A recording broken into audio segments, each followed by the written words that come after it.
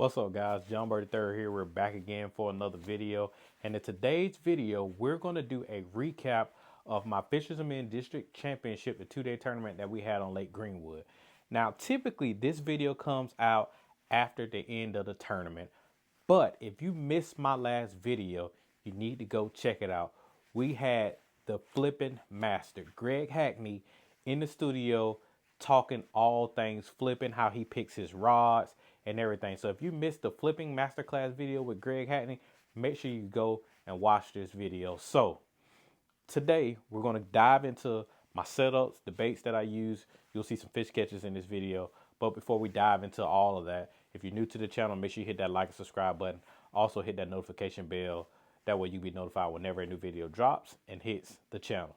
So first thing you're going to notice, kind of a different background than usual. Typically, y'all are used to seeing some old Major League Fishing episodes and stuff based on the TV, but I did some rearranging in the man cave, and this is how the new video is going to come out for the next little while till we change things around again. But so going into Lake Greenwood, the Fisherman District Championship, I'm gonna kind of back up to my practice. I didn't film my practice. I filmed a little bit of my practice. If y'all watched my video on my glide bait setup, that was part of my practice day or whatever, but I didn't really film a whole lot during practice because I really wanted to just dive in and find good areas where I can find fish.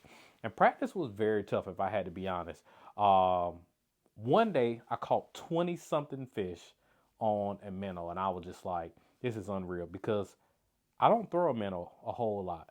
Like, that 4-day span of 2 days of practice and 2 days of the Fisherman District Championship was the most that I've ever thrown a minnow. And so day one of practice, I caught 20 fish in one spot on the minnow, from like non-keepers to 2.5, 3 pounds. So I'm like, okay. I expanded on that, and I went tried to find some other areas. I found one little creek that I figured that I seen some fish come up schooling up against the dock because there was some bait there. All these fish were around bait balls. And my tournament partner, his son had a tournament on Lake Murray that same week.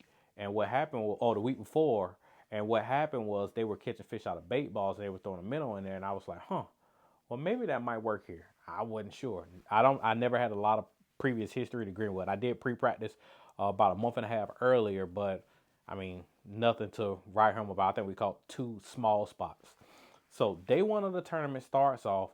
I know everybody's going to go down the bank first thing in the morning with a buzz bait. So I made a critical decision. I said, I like to do things different. I don't like doing the same thing as everybody else. So the first thing I pick up, instead of tying on a buzz bait, I tied on the mock patroller. And if you look at this one, you see that wide gap right there? These fish tore this bait apart. So I tied on a mock patroller, a plopper style bait, just simply because I wanted to cover a lot of water, and I wanted to give the fish a different sound. And that bait right there caught me some key good fish. Check out these couple fish catches.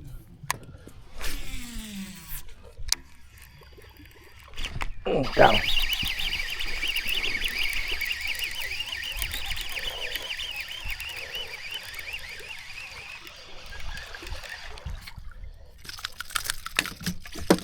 That's a lot, bro. Good.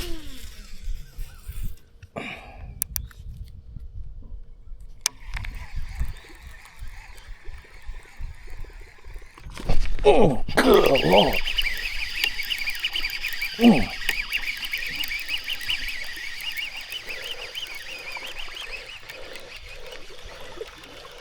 Oh, he barely hooked too. Oh no. Get down. Oh, all right, God. so day one of the tournament, the setup that I was using, I was throwing a 7'3" medium heavy extra fast TP2 rod with a speed spool 50-pound braid. Day two, I tweaked my setup, and I actually went with this one right here. And that is the LFS rod. This is a 7'4" medium heavy, but it's a mod fast. Why switch? Well, I noticed with some of the fish that I caught on day one, when they would hit it, because that rod would load so fast because of the extra fast action, I felt like I was pulling the bait away from the fish. So I went down to a mod fast action. That way when they hit it, it will load deeper into the blank so I can keep those fish pinned. I ain't saying I lost any key big fish or anything like that, but I thought in my head, I was like, this makes more sense than starting with the TP2 rod. So I switched rods going into day 2, and that definitely helped me catch some fish. Now in day 1, I actually had some trolling motor issues.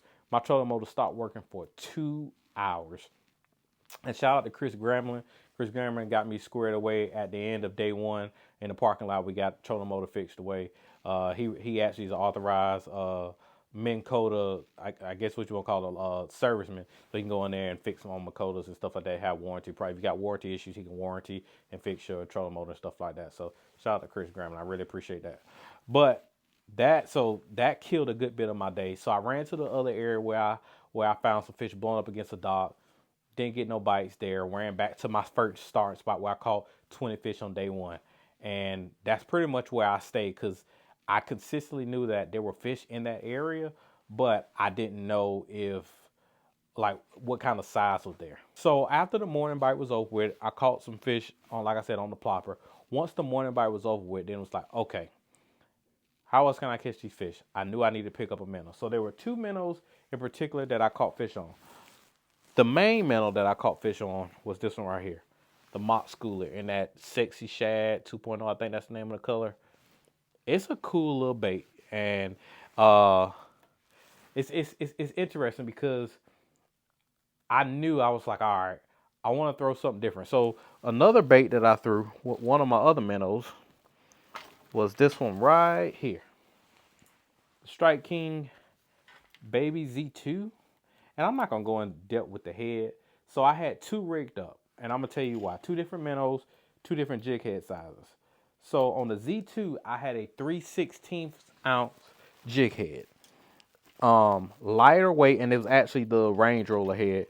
And because a lot of guys throw the Range Roller heads, and that's popular. So I love owner hooks regardless. So I picked up a Range Roller head, throw 3/16 ounce. But it was blowing real... It was real windy out there on the lake. So that 3/16 ounce weight, you fire that sucker out there, it takes so long for it to fall. And not only that, the wind catches it as well. And so it blows you away from the fish. So I also was throwing a 3/8 ounce queen tackle head, because I was able to cast it a long way. The wind, whether it was windy or not, the wind wouldn't catch the bait. It will fall down to the fish, and I was able to reel up and be able to start working the bait very quickly. And on the 3/8, that's where I was throwing the mock schooler. And so what I noticed is on Lake Murray, whenever I see gar, they're real tight together, kind of long marks on my live scope. In practice, I noticed this. There were a lot of fish grouped up just like that. And my first thought process was, that's a gar. I picked up the Baby Z2 with the 3/16 ounce head, fired that sucker out there, let it fall right over their head. And that thing, they went from like this to boom. They spread apart a bunch of little bait balls. And a bunch of little dots on the screen. I'm like, now that's interesting. And I reeled, and I felt pop. And I was like, oh crap. I reeled down, set the hook. It was a spotted bass. It was a small one. But I was just like, yo, all of these were bass. And it was like 50 on the screen. But they were so tight together, they literally looked like gar, like Lake Murray. And so I was like, huh. And I proceeded to catch them in practice. I literally caught 20 fish off one little spot. And I was like, this is crazy. So going into the tournament, in the morning, after I would go get done with the plopper, I would switch to the Baby Z2 and the mock schooler to start trying to catch fish. And so I was trying to ping a minnow. And I ended up finishing day 1 with 4 fish for like 7 pounds. Lost 2 hours of the day because of the trolling motor. Do I feel like I could have caught a limit if I would have had my trolling motor? Probably so. But I mean, it's fishing. So got through that, got trolling motor fixed. Going into day 2, morning started off crazy. Big motor went turnover. I remember the day before I stood up, popped my kill switch out. I put it back in and turned over fine. But that morning when I went to crank, it would not turn over. So I pulled the kill switch out, put it back in, nothing. Pulled the kill switch out, and I started pulling in and out. I checked I checked my battery, my cranking battery, fully charged, 12 volts, 12 and a half volts or whatever. Power poles came on, everything come on. So that said the cranking battery's fine. So that means everything is good. So it had to be something right here. Pull the kill switch in and out, because on the Yamaha it's like a little button. It's not like the Mercury where it has a switch. On the Yamaha, so I pulled it in and out, and I pulled it out real good, slid the kill switch in there, fire right on. I was like, all right, good. So if you remember day 2 of the video, I started off crazy. I was already frazzled. They was calling boat numbers or whatever. So get to the first spot, ran out there, threw the patroller, got bit. Bam. Caught 2, got him in the boat real fast. Started off pretty hot. One thing I needed, and I didn't say this talking about day 1, I needed in this tournament, you know you're going to catch a bunch of spots, but I needed a big largemouth. I went down the side of a bank or side of a dock with the mop patroller, and I literally couldn't get the words on my mouth. I said there was going to be a largemouth anywhere, and boom, largemouth blows up on it, get him in the boat. He's a 3-pound. I was like, yes, I needed that. So check this fish catch out.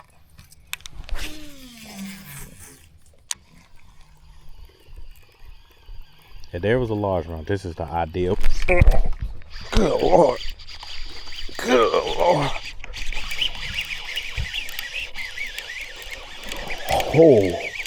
Oh, I need him. Oh, no. Get in the boat, old son. Let's freaking go. I literally said, yes, sir. Get in the boat, old son. I said, there's a largemouth anywhere. This is where he was going to need to be, right there. Thank you, Lord. So that helped me for day 1. So going into day 2, I start off way further out in the pocket at the very beginning of the point. Within the first couple casts, catch one on the mop patroller, go down the bank some more, catch another on the mop patroller, go down the bank some more, catch another. It's like, all right, I got like 3. So I go down to the opposite side of the creek arm. And this is why it's very important to make specific casts. Because I threw the mop patroller on the side of this dock, on this other side of this dock, but it was like the very tip of it. And then I threw it right there, and one came up at it and grabbed the mop patroller. Boom. Get another largemouth. Never caught a largemouth in practice. So check this fish catch out.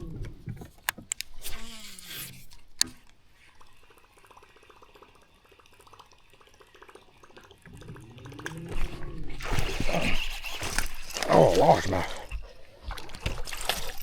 In the boat.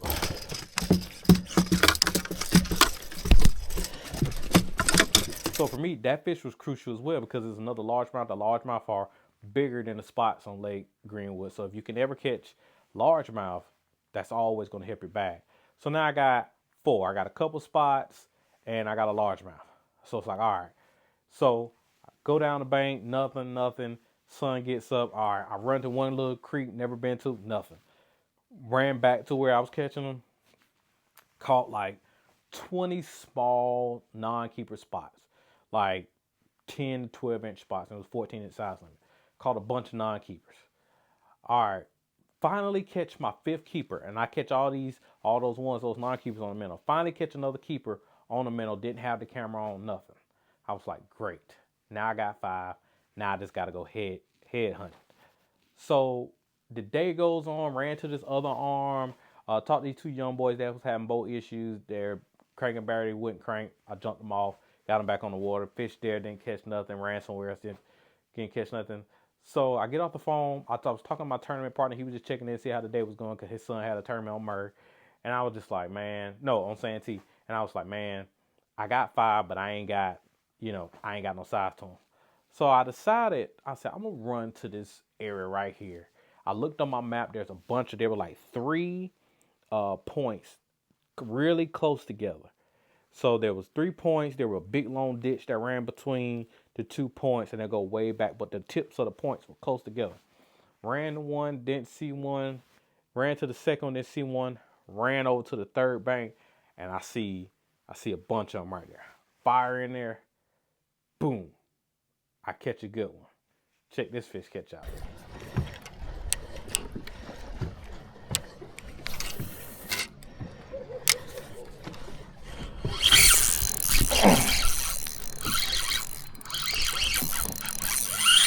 Oh, yeah. I think that's the one.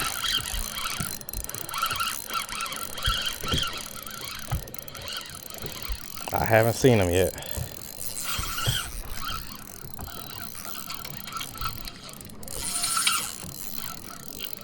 Take your time. Oh, yeah. That's the one. That's the one.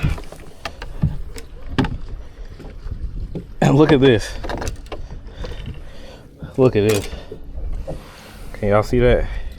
He got a shad in his throat. Right in there. That's the one. Yes, sir. Let's see what. That fish really helped me to start coloring. So I got one of my smaller spots out.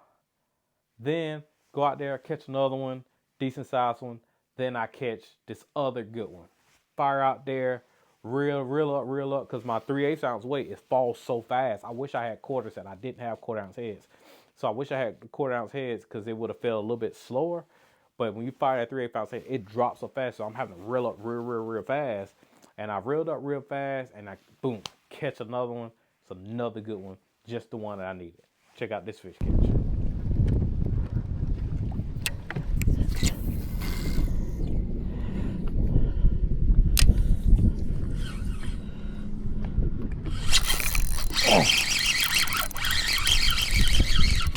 Golly. That might be an upgrade there. Oh, yeah.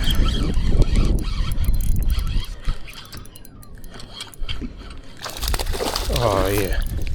Get in the boat, son. Get in the boat, son. Play my theme song. Let's go. Hey, let's go. Cue the music. Yes, Lord. That's another upgrade. So, got that fish in the boat. Like, literally, that had me super jacked up. When it was time to weigh in, I had 10 pounds. I finished the 2 days with 17 pounds. It took 24 pounds to finish in the top. I think you needed to be in the top 5 to make it to the district championship. So I missed it by, call it 6 pounds. Could I have culled up on day one if my trolling motor would have went down for 2 hours to get the 6 pounds I needed to make it? I don't know. But for me is I learned so much about a technique that, to be honest, I don't like. I am a shallow water power fisherman, especially when you get around docks, skipping jigs on the docks, frogging, flipping, crankbaiting, like old school, just power fishing. That's my deal. So being able to catch them on a minnow was just mind blowing for me.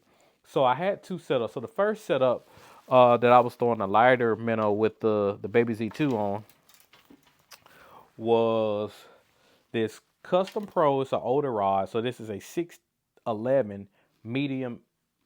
It's an extra fast. Interesting. But it got a really soft tip. And what I noticed is, because anytime I feel a bite, y'all know me, I reel down and I crack them.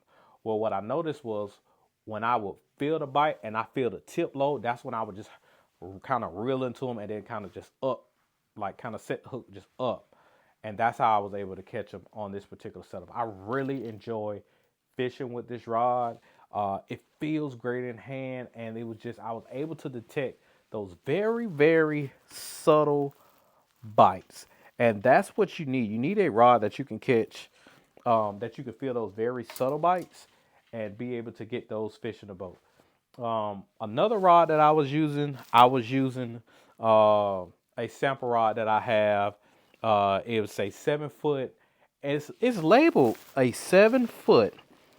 Is it 7 foot medium? It's labeled a 7 foot medium fast, but it's not a medium. It's more like a medium light, and that's why I was throwing the 3/8 ounce head on. So I was throwing them on that, and the reel that I was using in particular was the Custom. So this is a 200 size Custom.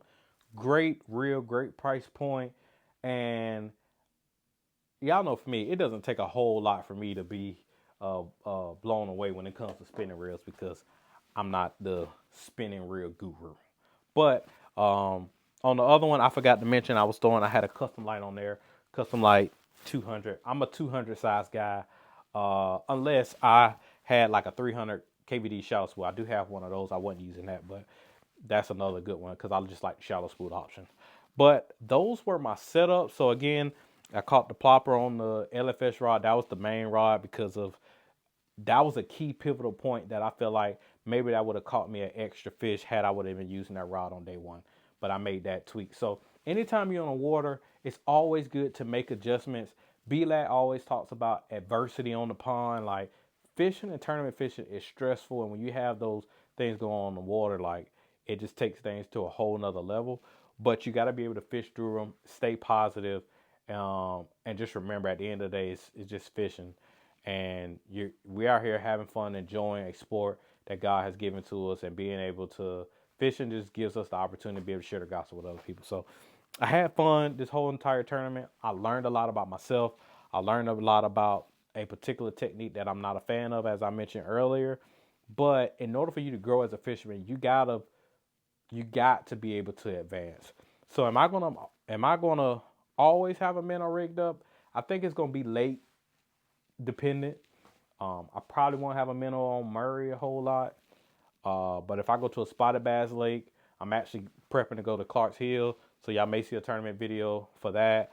Probably me and Kenny gonna fish up a veterans tournament on Clark's Hill. That should be fun. So I'm probably gonna have a minnow rigged up for that because that's spotted bass out there on Clark's Hill, but they are largemouth. Um, but I'm gonna continue to tinker with the minnow over through the wintertime and going into the springtime just to see and just kind of learn. But I will say, like, I'm still gonna stick to my roots. I've now loved to throw a drop shot because I remember when I first started throwing a drop shot, I was like, man, I hate this, but it actually has helped me catch a lot of key big fish this season alone. But I'm still gonna continue to do my deal flipping. I always gonna have a jig rigged up. I'm gonna go on the Santee, got the hybrid hunter. I'm gonna have bladed jigs. I'm gonna have my flipping sticks. Like this is my flipping stick rack.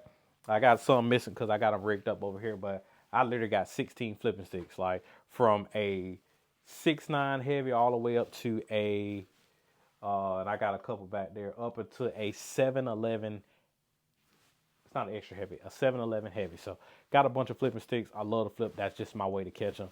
I like flipping them in there, feeling that thump real down and cracking them and snatching them up out of there. That's why we had the flipping masterclass with Greg Hatton. So make sure y'all go check out this video. But if y'all like this type of content, me doing my tournament recaps, make sure y'all comment down below tournament recaps. That way I'll continue to do these out the tournament. Sometimes I go back and forth if I want to do these or not. But again, I just want to be able to teach y'all and talk to y'all through my tournaments and again, like I wanted to talk to y'all about my experiences as I'm on the water. That way, as I grow, I can be able to teach y'all and we can grow together. That's the biggest thing. So I'm JB3. I got to get back to living a dream. I'll catch you later.